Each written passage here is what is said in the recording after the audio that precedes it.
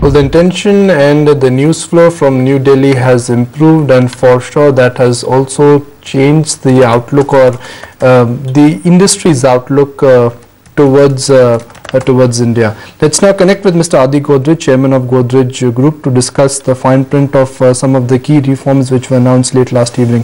Mr. Godrej, always a delight to have you back on ET Now. Thank you for joining us. Let me start with specifics first, something which is of immense importance for the industry. The new land acquisition bill. How will that change dynamics for the Indian industry? Well, we needed a new land acquisition bill because the earlier legislation was quite antiquated. However, we should ensure that there is a balance between the interests of the agriculturists whose land is acquired and the interests of infrastructure and industrial growth. I think some of the issues have been addressed. I'm a little concerned about some of the details in the land acquisition bill. For example, we feel that getting the acceptance of 80% of the landowners before the government steps in is a bit too high. We had suggested 60%.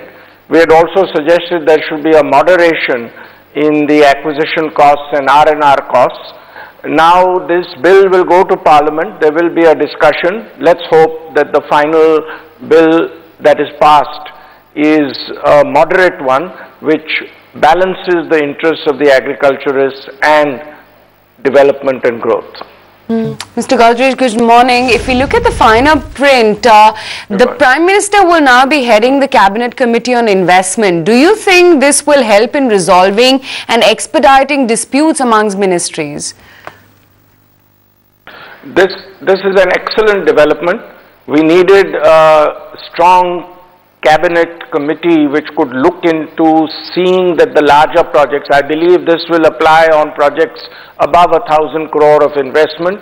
I think it's a very important development. It will send a very positive signal on perception on India. I expect that this will be very positively received both internationally and in India, and I do hope that the execution of this Cabinet Committee on Investments is as strong as it sounds now in the formation of the committee.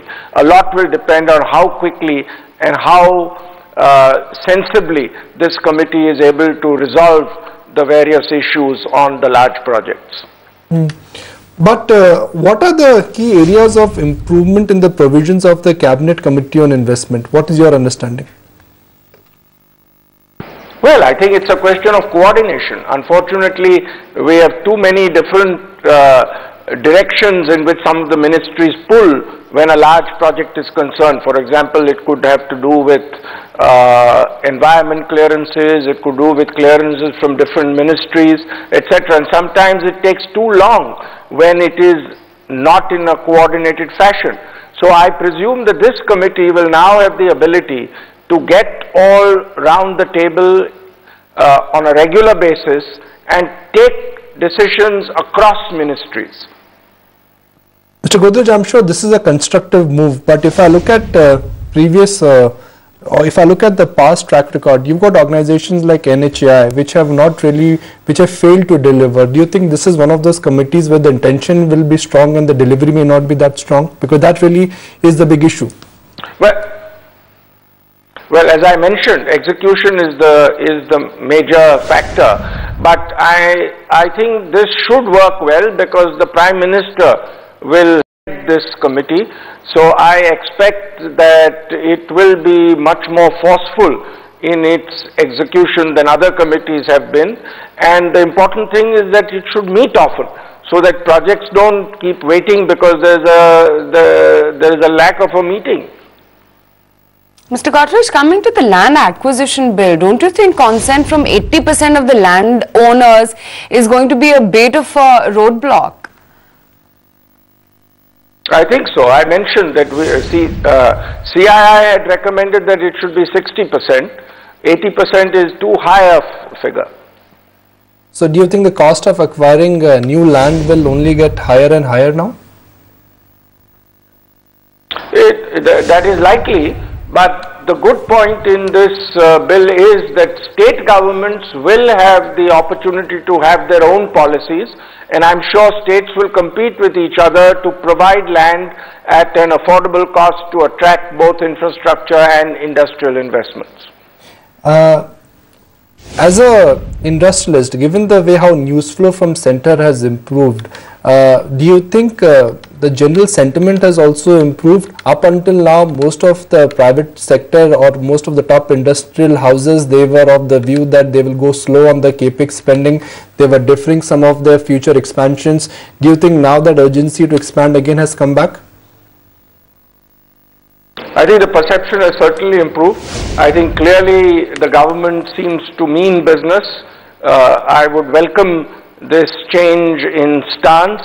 However, there are a few issues on attracting further investments. One is the very high interest rate.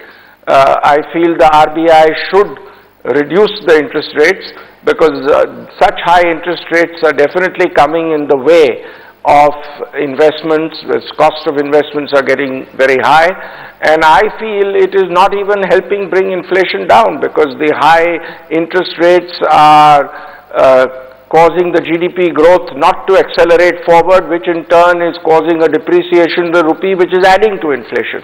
So I would strongly urge that the interest rates be brought down over the next 3 months by at least 100 basis points. Mr. Godrej, but the Reserve Bank of India has always maintained that interest rates are one of the important components for setting up a new plant. If interest rates they come down by even 100 bips, they will not really change the dynamics. What is important is a stable policy regime, and for that Reserve Bank of India can do precious little. It's not just interest rates, it's a combination of factors that attract investment. So all factors must be in place to ensure that there is considerable investment to see that our GDP growth accelerates, including the reform process, of course. But interest rates are an important component. So if that is ignored and other factors are attended to, it could still lead to slower investment.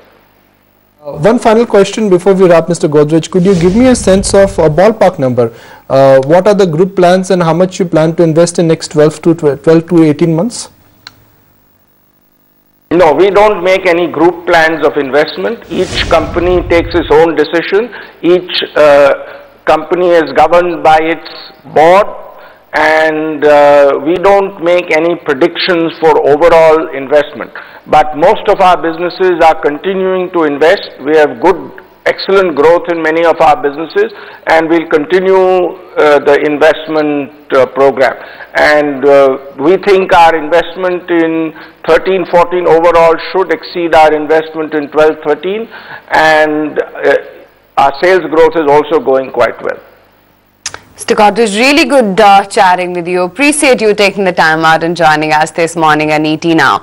Quick break on that note. When we come back, the big voice, Sunil Mittal from Bharti Airtel would be joining in on the show. We will also get your views from Gulbir Madan and talk about markets with him and views from Brahma Management.